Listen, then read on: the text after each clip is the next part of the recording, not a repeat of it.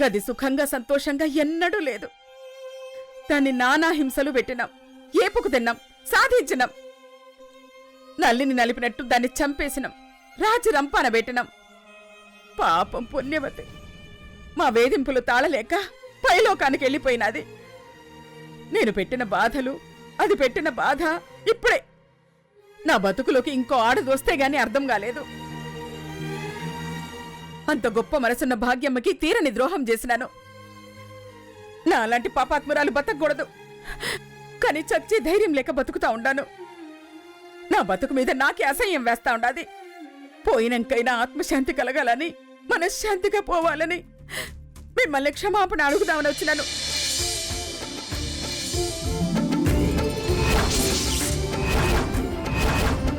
నన్ను క్షమించండి.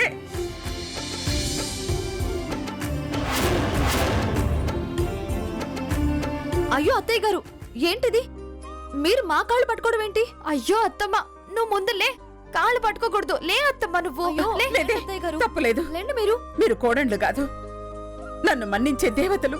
పట్టుకున్నా తప్పులేదు. మీరు క్షమిస్తేనే నేను మనశ్శాంతిగా బతకగలుగుతాను. నన్ను క్షమించండి, క్షమించండి, క్షమించండి. క్షమించినాక లేవనే. ఏంది కొత్త నాటకం? నాటకాలేమీ లేవయ్యా, నేను నిజంగానే మారినాను. కోడండ్లు, మీరు నన్ను క్షమించుండ్రే. లేండి అత్తయ్య గారు, క్షమించుండ్రే. అత్తయ్య గారు సరే సర్లే, క్షమించు. ముందు నువ్వు లే అత్తమ్మా, లేవండి.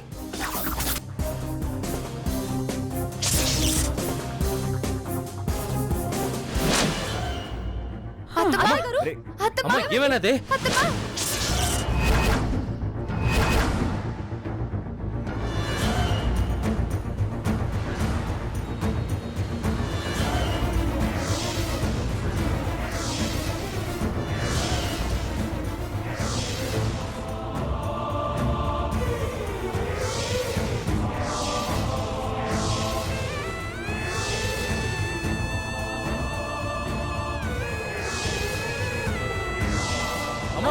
అత్తమ్మా, అత్తమ్మా, అత్తమ్మా,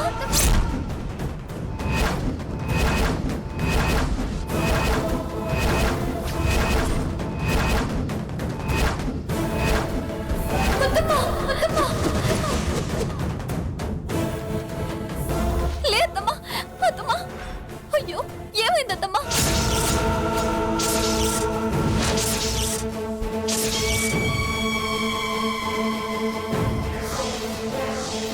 అత్తమ్మా, లేదమ్మా, అత్తమ్మా, లేదమ్మా, అత్తమ్మా, లేదు. భాగ్యమ్మా, భాగ్యమ్మా, అత్తమ్మా, వచ్చినవే. అత్తమ్మా, భాగ్యమ్మా, వచ్చినవా? వచ్చినవా భాగ్యమ్మా? నిన్నెలా రప్పించి నీకేనే నేనిలా కండ్లు మూసుకున్నాను. నన్ను క్షమించవే భాగ్యమ్మా. ఇప్పుడే వీళ్ళ కాళ్ళు పట్టుకుని క్షమాపణ అడిగినాను. నేను మారిపోయినానే భాగ్యమ్మా. ఇక నుంచి నీ సంతోషం కోరే మనిషిగా, మీ అత్తమ్మగా బతుకుతానే. రోజు మిమ్మల్ని ఆరాధిస్తూ బతుకెళ్ళదీస్తానే. అత్తమ్మా. అవునే, నీ మంచితనం అలసు చేసుకుని చాలా బాధలు పెట్టినానే. మనసులో ఏమీ పెట్టుకోకే. ఇకపై ఈ అత్త మిమ్మల్ని అమ్మలా చూసుకుంటదే.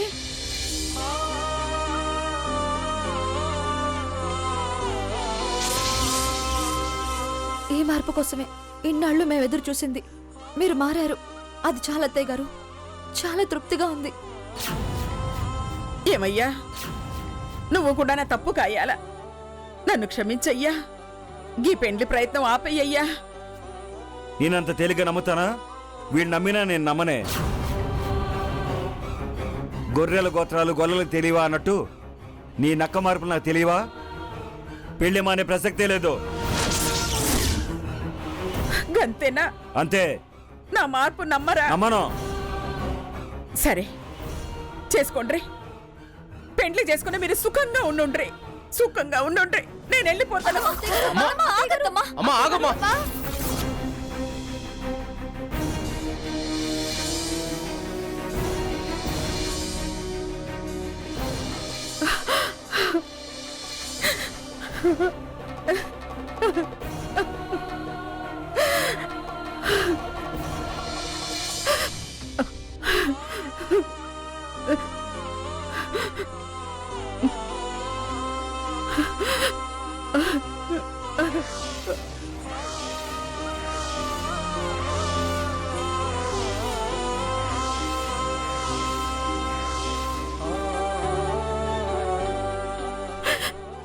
అత్తయ్య గారు ఊరుకోండి.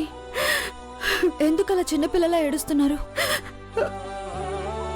ఊరుకో అత్తమ్మా, ఏడవకు. ఇంకా నాకు మిగిలింది ఇదేగా. ఏడవనన్నా ఏడుస్తూ బతకాలా, ఏడు పాపాలంటే చావనన్నా చావాలా? మారాను దేవుడా, మారిపోయాను దేవుడా, బుద్ధొచ్చింది తండ్రి, నన్ను మన్నించి మొగుడా అంటే చీపో, చీపో. నువ్వు మారితే నాకేంటి, మారకపోతే నాకేంటి అని. నేనైతే దాన్ని పెండ్లి చేసుకుంటా అంటా ఉన్నాడు. ఆయన నిజంగానే దాన్ని పెండ్లి చేసుకుంటాడే. ఈ దరిద్ర బతుకు ఇంక నాకెందుకు? నేను చచ్చిపోతానే. అత్తమ్మా వద్దత్తమ్మా, నువ్వు అలా మాట్లాడొద్దు. మాట్లాడనే. నేనెట్లయినా ధైర్యం తెచ్చుకుంటాను, ఖచ్చితంగా చచ్చిపోతాను. చనిపోతే సమస్య పరిష్కారం అవుతుందా అత్తయ్య గారు? బతుకున్నా కానప్పుడు సమస్యలతో బతుకుండడం ఎందుకే?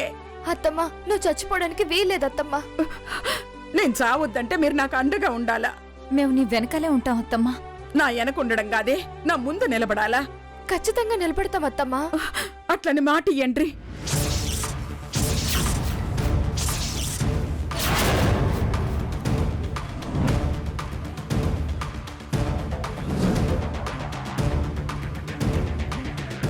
నాకు తోడుగా ఉంటావని, నేను చెప్పింది చేస్తామని. ఏందత్తమ్మా మమ్మల్ని ఇరికిస్తున్నావా ఏంది? అంటే మీరు నన్ను నమ్మడం లేదా? నా మాట నమ్మడం లేదా? తల్లిగా ఉంటానన్నాను కదే, నేను బతకాలనా వద్దా? ఏం మాట ఇవ్వమంటారో చెప్పండి. మీరెట్లయినా గా పెండ్లాపాలా? మామ మానుకుంటాడంటావా అత్తమ్మా?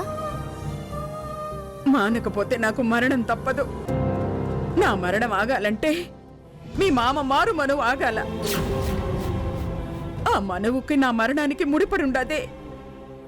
ఆపుతామని నాకు మాట ఇయ్యుండ్రి. ఆయన్నెట్లొప్పిస్తారో నాకు తెలియదు.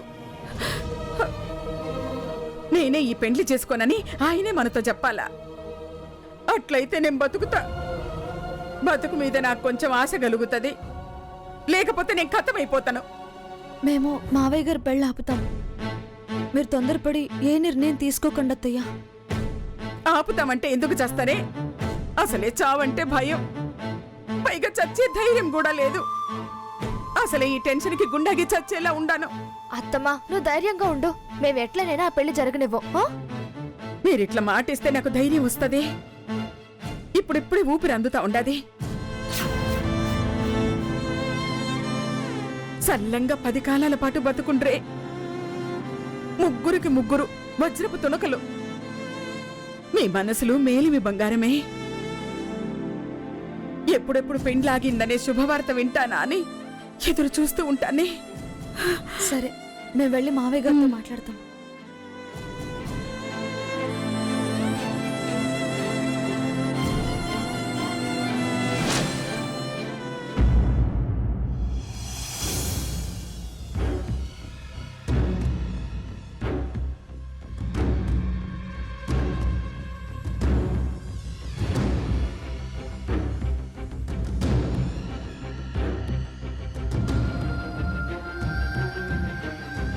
అత్తయ్య గారు నిజంగా మారారా అని చిన్న అనుమానం వస్తుంది. నాకు కూడా అట్లనే కొడుతుంది. ఈ మాటని మనల్ని ఎందులోనో ఇరికిస్తుందా అని అనిపిస్తుంది. లేదు సత్యమ్మ, అత్తయ్య మారిపోయింది. మారకపోతే మావయ్య పెళ్ళి ఆపమని మనల్నెందుకు అడుగుతుంది? అట్లా ఎందుకు ఏడుస్తుంది? పెళ్లి ఆపేదాకా మారి ఆపినాక మన చెవుల్లో పూలు పెడితే? అలా చేయదు సత్యమ్మ. పాపం చాలా బాధపడుతుంది. తను చేసిన తప్పు తను తెలుసుకుంది. పదండి మావయ్య దగ్గరికి వెళ్దాం.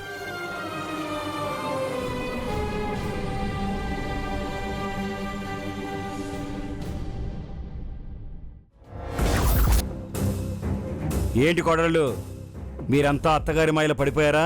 మాయలో పట్టమేంటి మావయ్య గారు? లేకపోతే అది బొడబడా ఏడుస్తూ వెళ్ళడం, అత్తయ్య అంటూ దాని వెనకాల మీరు వెళ్ళటం. లేదు మావయ్య, అత్తమ్మ మారిపోయింది. అదంతా మీ భ్రమ. అది నాటకం ఆడుతుంది. దాని మనస్సు ఒక గ్రానైట్ రాయమ్మా. అది మారటం అనేది ఎప్పటికీ జరగని పని. నేను చెప్పలేదా? నువ్వు ఆగు సత్తమ్మా. పాపం తను చావుకి సిద్ధపడింది మావయ్య. అదా చావుక? అది ఎప్పుడు చావాలి? దానికి ప్రాణం అంటే పిచ్చ తీపి. అది చంపే రకం. అది చావడానికి సిద్ధపడటం అనేది పచ్చి అబద్ధం.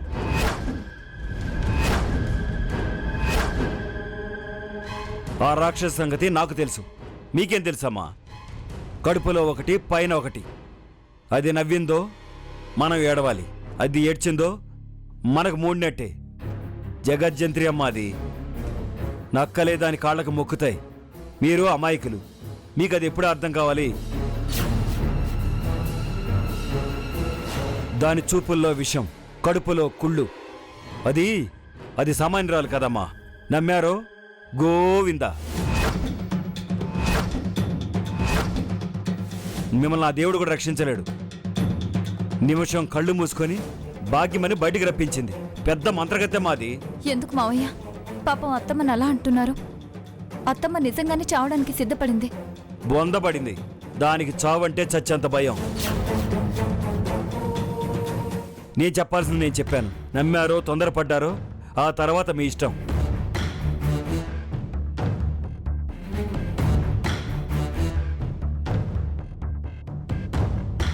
మామ చెప్పేది కరెక్ట్. మరి మనం మాటిచ్చాం కదా. మారింది నిజమైతే మాట మీద నిలబడదాం. అది అబద్ధమైతే మాట మనం మారుద్దాం. మారింది ఎలా తెలుస్తుంది సతమ్మా? మన పరీక్షలో మనం ఉందాం. అత్త గెలిస్తే మామ పెళ్లి ఆపుదాం, లేకపోతే కబడ్డీ ఆడుకుందాం. ఈసారి నిజంగా బుద్ధొచ్చేలా చేద్దాం. మారేదాకా వదిలేది లేదు. అమ్మా వైదేహి, ఏంటత్తయ్య గారు మీరొచ్చారేంటి? పిలిస్తే నేనే వచ్చేదాన్ని కదా. పిలిస్తే ఆ పాపిస్టిది ఎక్కడ విని ఆయనకేం ఎక్కించి చెప్పుద్దో అని నేనే వచ్చానే. చెప్పండి అత్తయ్య గారు, ఏం పని మీద వచ్చారు? అదేనే, ఆ వగలాడిని వల్లకాటికి పంపించే పథకం ఏమన్నా వేశారా అని అడుగుతున్నా.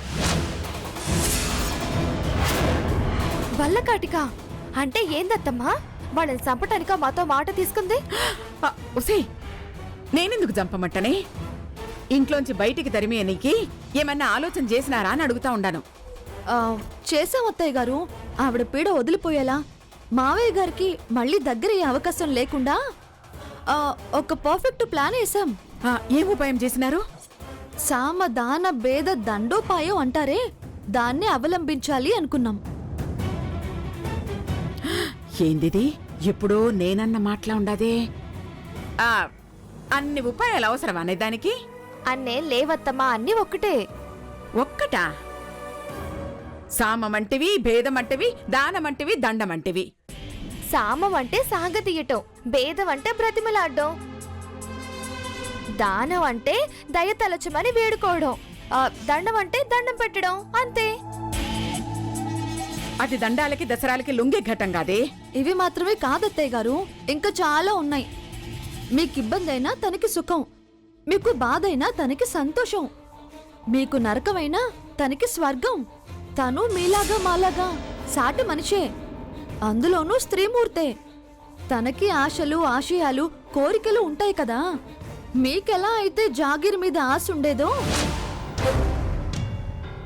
అలాగే డబ్బుంటే దోచుకోవాలని, నగలుంటే దాచుకోవాలని, ఆస్తుంటే రాయించుకోవాలని. సేమ్ టు సేమ్ నీ లెక్కనే. అవును సత్తమ్మా, బాగా కనుక్కున్నావు.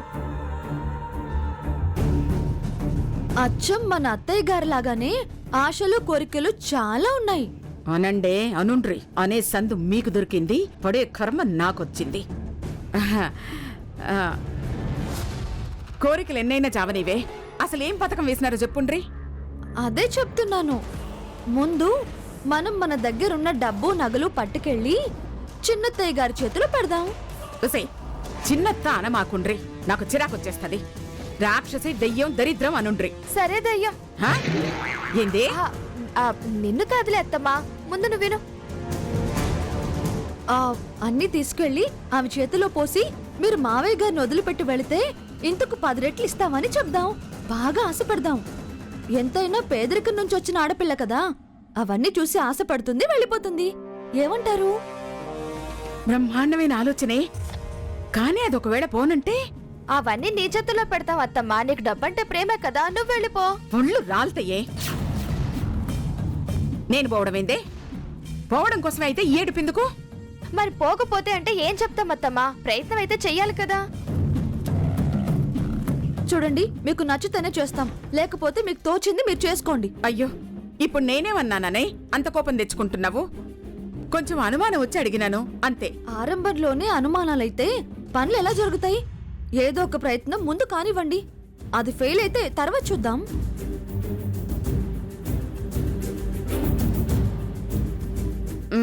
గట్లనేనే. మరి డబ్బులు నగలు ఇవ్వండి. నాకాడేమున్నదే ఇయ్యనీకి? ఒసే భాగ్యమ్మా, నువ్వే ఇయ్యాలా. నేనా? నేనెక్కడి నుంచి తెస్తానత్తమ్మా? పైగా అందరి దృష్టిలో నేను చచ్చిపోయాను కదా. డబ్బు నగలన్నీ బ్యాంక్లో ఉన్నాయి కదా. ఎట్లా తేవాలి? తేవాలంటే నేను బతుకున్నానని సంతకం పెట్టాలి. సంతకం పెట్టాలంటే అసలు ఎందుకు చచ్చింది, మళ్ళీ ఎలా బతుకొచ్చిందని కేసులన్నీ తిరగదోస్తారు. ఆయన్ని తీసుకెళ్లి జైల్లో పెడతారు.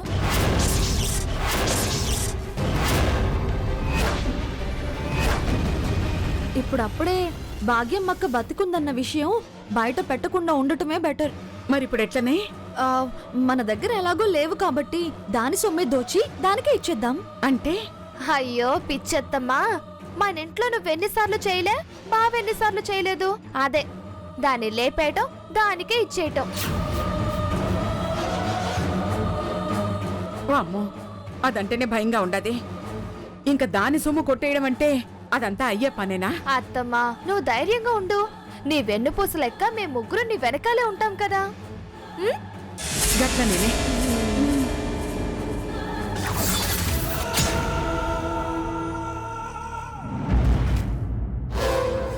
బర్రా రా వైదేహి. ఏంటి వైదేహి, నువ్వేం చేస్తున్నావు? కల నిజం నాకు అర్థం కావడం లేదు. ఇప్పుడు మీరు చేసిన పని కూడా నాకు అలాగే అనిపిస్తుంది. చేపట్టుకుని లాక్కొచ్చారేంటి? నేనేం చేశానని? ఏం చేశానంటావేంటి? నువ్వు నాకు ద్రోహం చేయాలని చూస్తున్నావా? అన్యాయం చేయాలనుకుంటున్నావా? అమ్మ మారిపోయినట్టు నువ్వు కూడా మారిపోయావా? వాళ్ళతో చేతులు కలిపి ఈ పెళ్లి ఆపాలని చూస్తున్నావా? అదే జరిగితే ఈ శంకర్ని నువ్వు మరోలా చూడాల్సి వస్తుంది వైదేహి. నన్ను రెచ్చగొట్టకు, చాలా నష్టపోతావు. ఏంటి నష్టపోతానా? ఏం మాట్లాడుతున్నారు మీరు? చూడండి, మీరు బెదిరిస్తే బెదిరే రకం కాదు ఈ వైదేహి. పంతాలకు పోతే నా పట్టుదల ఎలాంటిదో మీకు తెలుసు. అయినా ఏం ద్రోహం తలపెట్టానని అంటున్నారు? ఎందుకు అన్యాయం చేస్తున్నానని అనుకుంటున్నారు? రెచ్చిపోవడం మీకే కాదు, నాకు తెలుసు. నష్టపోతే చూస్తూ ఊరుకునే రకాన్ని కాదు. మీ మొదటి పెళ్ళాం భాగ్యమలా కాదు, ఏడుస్తూ కూర్చోడానికి. ఆహా, అది కాదు వైదేహి. నువ్వేంటి అమ్మతో చేతులు కలిపావేంటా అని. అత్తయ్య గారన్న గౌరవంతో, పెద్ద మనిషి అన్న దయతో, సాటి ఆడదాని బతుకు నాశనమైపోతుంది అన్న జాలితో, మనిషిగా నా వంతు సాయం చేయాలన్న తాపత్రయంతో, మానవత్వంతో. తప్ప? సాయం చేయడం తప్ప? అది అన్యాయం అవుతుందా? ద్రోహం అనిపించుకుంటుందా? మీ నాన్న తనని మోసం చేస్తున్నాడు, అది తప్పని అత్తయ్య గారికి అండగా నిలబడాలనుకున్నాను. అనవసరంగా అపార్థం చేసుకుని నా మీద నిందలు వేయద్దు. వైదేహి, నేను నిన్ను తప్పు పట్టడం లేదు. నువ్వు వాళ్లతో చేతులు కలిపి నాన్న పెళ్లి ఆపితే మన పెళ్లి ఎలా జరుగుతుంది? మన ప్రేమ అన్యాయం అయిపోతుంది. వాళ్ళకి వయసు అయిపోతుంది, ముసలి వాళ్ళు అయిపోతున్నారు. ఎదురు తిరిగి పెళ్లి జరిపిస్తేనే కదా మన పెళ్లి జరిగేది. ఒక్కసారి ఆలోచించు వైదేహి. చూడండి, నేనేం ఆలోచన లేని పిచ్చిదాన్ని కాదు. మీకు ఆవేశం ఎక్కువ, ఆలోచన తక్కువ. నేను చేతులు కలపకపోతే వాళ్ళని పెళ్ళి ఆపడానికి చేసే ప్రయత్నాలు నాకెలా తెలుస్తాయి? నమ్మకంగా ఉండి కలిసినట్టు నటిస్తూ వాళ్ళ ప్లాన్ ఏంటో, ఎలా పెళ్ళి ఆపుతారో తెలుసుకుంటే వాళ్ళ ప్లానే వాళ్ళకి రివర్స్ చేసి ఎలాగో అలాగా మావయ్య గారి పెళ్లి జరిపించి మనం పెళ్లి చేసుకోవాలనే నేను చేతులు కలిపాను.